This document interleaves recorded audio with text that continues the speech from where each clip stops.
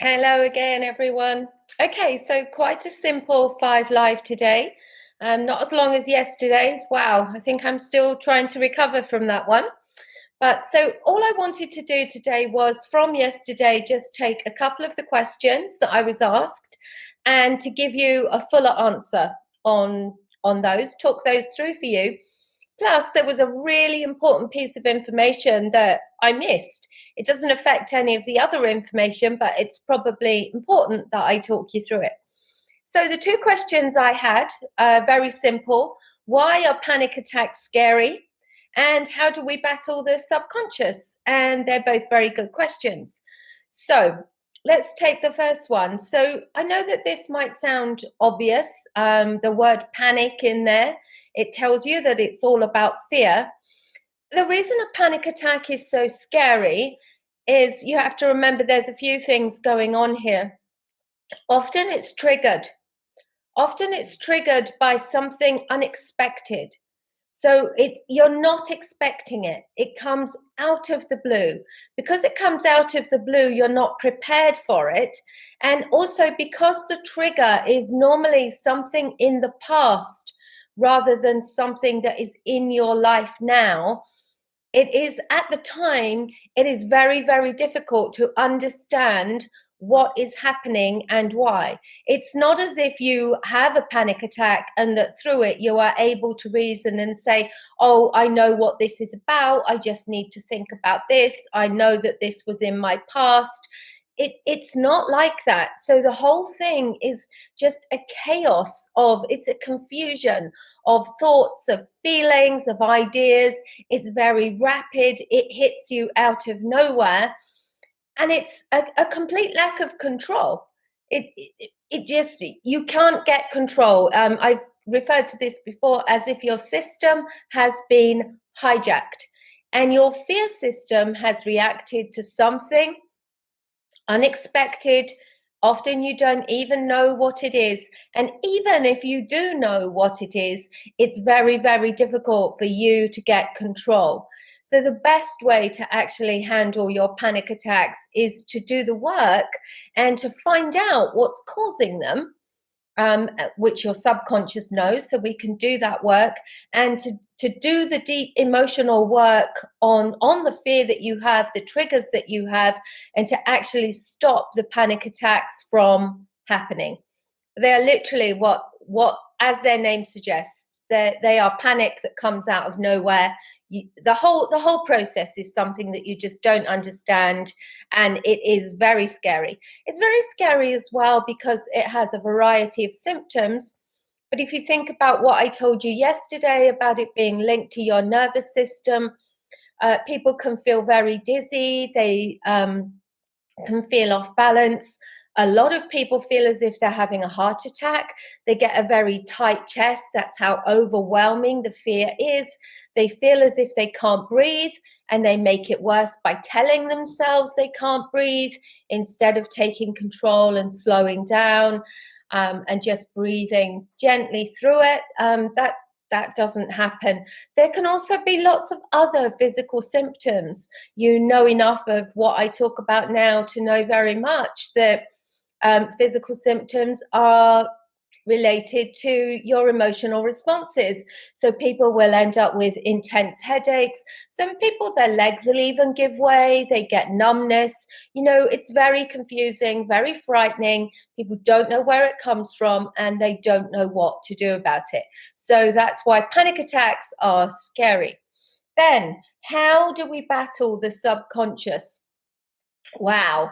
Okay, that's a really good question. You can't really battle the subconscious. Okay, what you can do, and this is how people take the steps. And I'm going to take an example of someone that I worked with earlier today. So what you can do is realize that something is going on that you don't understand. This is what people normally do. They look at their behavior, things that are going on in their lives, patterns that they can see, things that they do all the time that they don't like about themselves, things they wish they didn't do, and the things that they don't understand.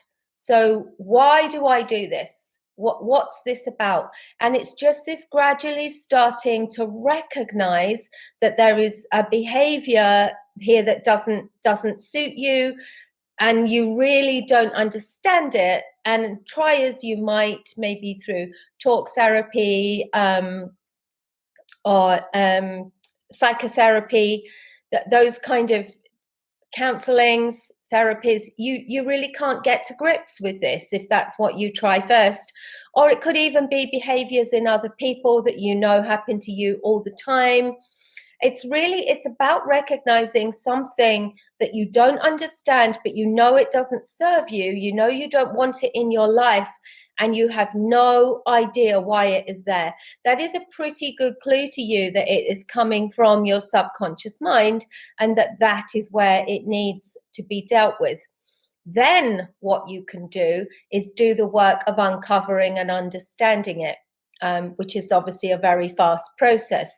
The only other way you can really battle your subconscious mind is if you do understand that you have a behavior that you don't like, that you want to work on, and you have a good idea why you have it. Now, the only problem with this is that very often people think they know why, but when we actually do the subconscious work, it's something else. And this will explain to them, and then they'll suddenly say, oh, that's why I couldn't get to grips with that. Or that's why the other therapy that I did didn't work, because I didn't know that that was there. And would you believe, I think I said yesterday, I'm working on a webinar at the moment, and through that I've done the 6 ways, the 6 things that we really have to get to grips with to be successful in business and in life. And the number one thing, this comes up no matter who I am working with. It is very rare that I see a client and this does not come up. They don't know it's there, they don't understand it, and it is the feeling that you don't deserve what you have in your life.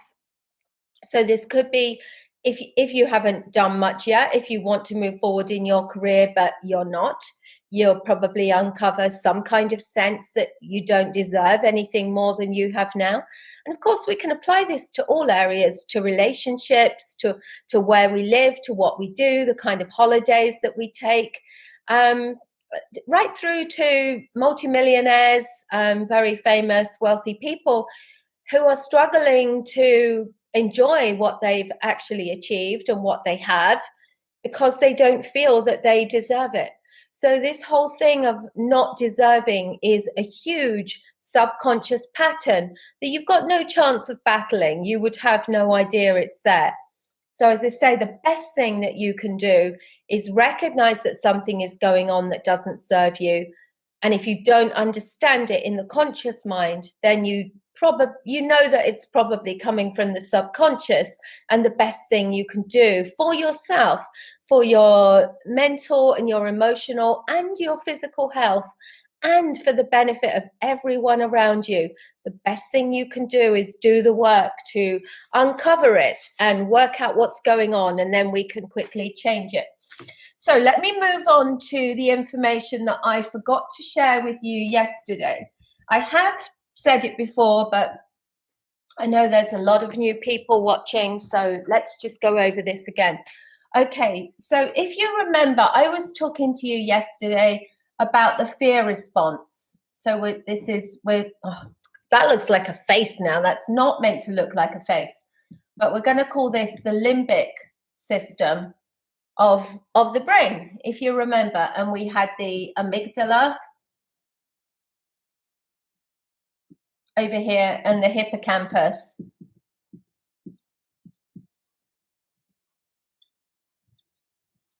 And this is all the primal fear response. Not primal. The primal fear response, if you remember, comes from here, as well as the autonomic nervous system, but we don't need to worry about that. So now the other part of the mind, obviously the brain has got many parts, but the other one that is affected here when the primal fear response is activated is called the frontal cortex. And the frontal cortex is the part of the mind that you're using every day. And this is really where this is your learning and your cognitive behavior all comes from. This is all your repetition. And also in here, see in the hippocampus, you've got some emotional development going on as well. Emotional learning. This is the learning from experience. And then over here in the frontal cortex, you've also got your intellectual learning. And what I forgot to tell you yesterday when I was talking to you about how the fear response affects the body, we went right through that. I forgot to tell you that I've used this analogy before. When your body feels, when your amygdala tells your body that you are under attack or that there might be danger, just like a castle under attack, it calls for more responses. If you think about films, just think about Game of Thrones as a really good example. Whenever anything was under attack, they called on everyone. They didn't leave people in the fields, people in the kitchens, people making the beds. No, every single person who was able was called to defend. And this is what your mind does. When your fear and your defense response is activated, it needs more resources. Okay? It needs more resources to fight than it does when it's resting. And that just makes sense. Now, where it calls the resources from, is from the frontal cortex. But the frontal cortex only has a certain amount of resources. So the frontal cortex becomes impaired. And this is where we see in children so many children that are having learning difficulties, autism type symptoms. And it isn't to do with autism, and it isn't to do with bipolar. It's to do with defense. And the problem that we're seeing is that we have children in schools and there is abuse going on at home. And even if the abuse isn't happening to them, they do not have the safety and the security that they need. Their children, we spoke about this, one of their huge needs is for safety and security. They don't have safety and security. So they are constantly calling on extra resources to defend themselves. And it means that they don't have enough resources in their frontal cortex, whether they are at school or whether they are at home, to do the learning that is required. They are distracted. They can't focus.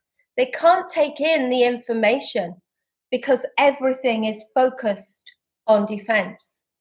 And this is becoming a big problem because what we're seeing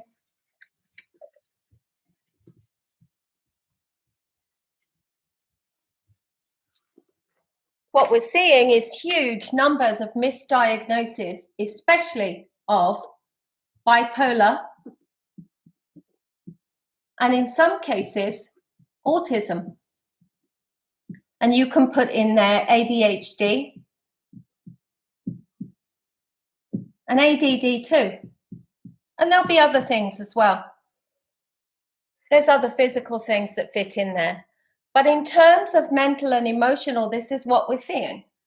So we're seeing kids, diagnosed with these things when what's actually happening is that resources are going to defense. So they can't learn. Now, I was speaking to a mum recently, and luckily she was a very enlightened person, and she didn't like the fact that her son, they the people involved, the various authorities and organizations involved, were trying to label her son as autistic or bipolar, and maybe both. And she said to me, it doesn't make sense to me. They don't really fit. Now, here's the problem. When we look at the traditional diagnosis of these things, there are boxes that people tick to say, is this occurring? All right, so let's have a look. And I'm not by any means saying that this happens in all cases. I'm just saying that there are cases where a different question needs to be asked, and we need to be careful and mindful. Okay, so here, so with autism, this is where if they, don't like to be touched, don't talk, are a bit slow, or in some cases it's when they're absolute genius. I understand that. There is no one size fits all. I'm just giving you some general things here. What was happening with her son. So he didn't like to be touched. He didn't want to talk. He wasn't paying attention. He was difficult. And he would have tantrums for no reason. But she didn't like the possibility of this autistic diagnosis. And here's the question that wasn't being asked.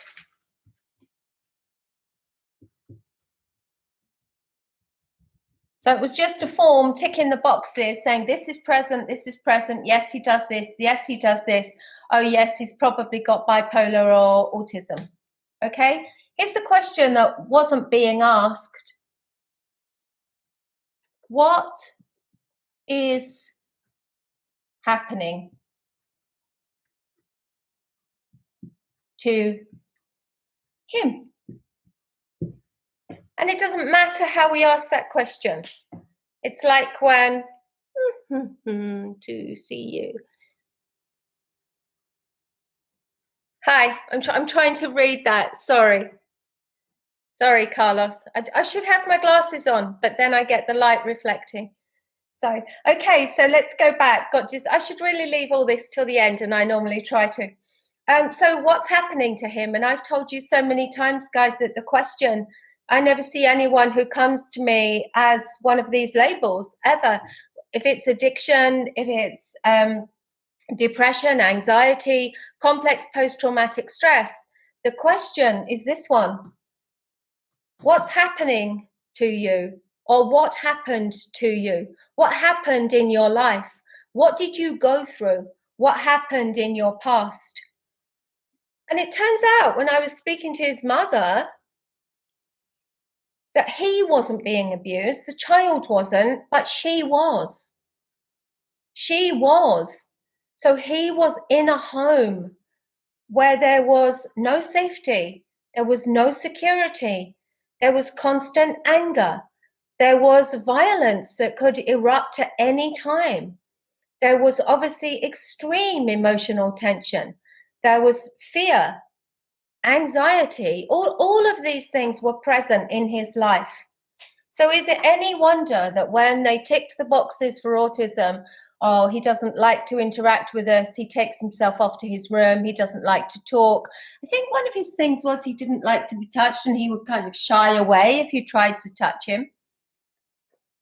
Any of us in that situation, as adults, let alone as children, as adults we can remove ourselves.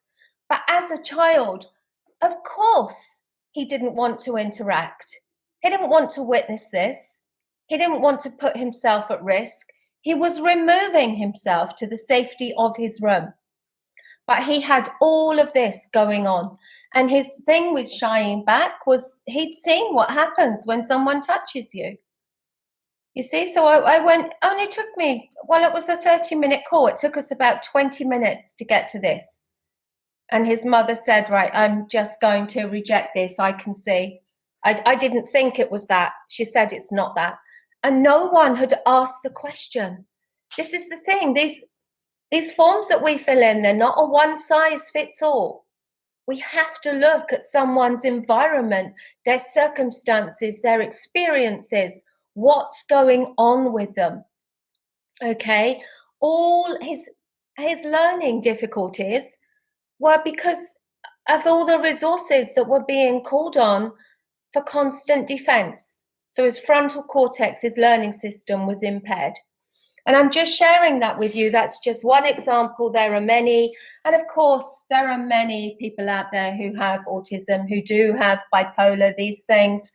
But I think we really need to be careful. And it really is time that we started to stop ticking boxes and to ask people, what is happening to you? What has happened to you?